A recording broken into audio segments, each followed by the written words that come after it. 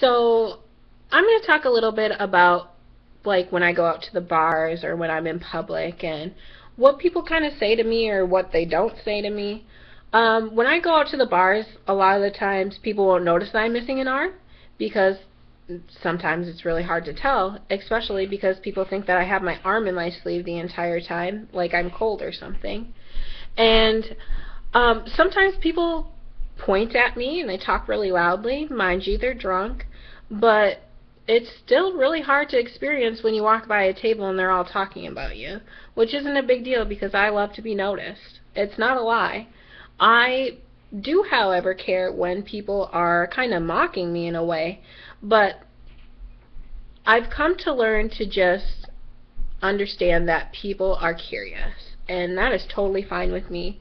Kids are the most amazing thing in the world because they are so curious, but they'll just come up to me and be like, Donna, why do you have one arm? When is it going to come back? Like, what the heck? And you know what? It's almost easier to talk about it when people point it out instead of just ignoring it. I think that if you want to ask someone about what's going on, me personally, if you want to ask me what's going on with me, I'll tell you.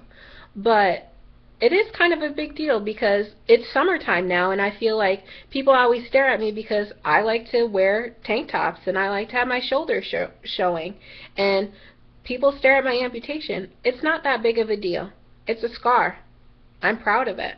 So I just there's different types of things that you experience within the community, but kids by far are the best thing in the world because they'll ask the questions that adults should be asking other people to get to know them.